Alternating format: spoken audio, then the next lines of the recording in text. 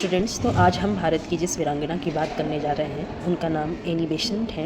वह भारतीय मूल की नहीं होने के बावजूद भी उन्होंने भारत की स्वतंत्रता की लड़ाई में अपना महत्वपूर्ण योगदान दिया।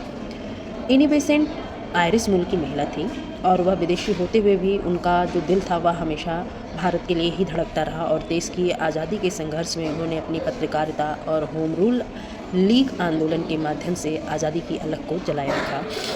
उन्होंने भारत में शिक्षा के क्षेत्र में, महिला अधिकारों के क्षेत्र में अपना महत्वपूर्ण योगदान दिया।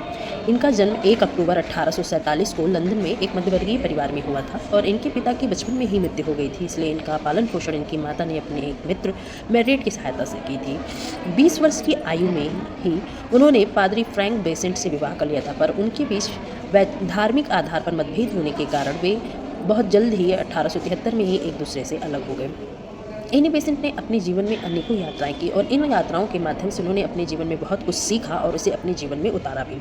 1980 के दशक में एनी बेसेंट ने थियोसॉफिस्ट हेलेना पी ब्लावत्स्की द्वारा लिखित पुस्तक द सीक्रेट डॉक्ट्रिन पढ़ी और वह इस पुस्तक से बहुत प्रभावित हुई। वह 1890 में पेरिस में ब्लावत्स्की से मिलने भी गई। वह थियोसॉफिकल सोसाइटी में शामिल हो गई और 1891 में ब्लावत्स्की के निधन के बाद एनी बेसेंट एक अग्रणी नेता के रूप में उभरी और वह थियोसॉफिकल सोसाइटी के कार्यक्रमों में शामिल होने लगी और बढ़ चढ़कर उन्होंने अपना योगदान दिया। 1893 में शिकागो की धर्म संसद में भी उन्होंने इसका प्रतिनिधित्व किया था। थियोसॉफिकल सोसाइटी की स्थापना 17 नवंबर 1875 को न्यूयॉर्क में हुई थी और इस सोसाइटी का मुख्य उद्देश्य क्या था? आध्यात्मिक शक्ति का विकास करना।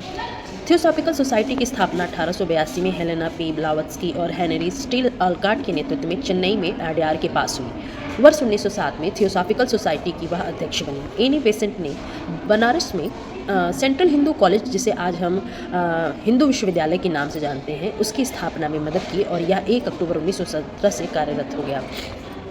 1922 में उन्होंने मुंबई, भारत में हैदराबाद में नेशनल कॉलेजिएट बोर्ड की स्थापना करने में भी उन्होंने अपनी मदद की।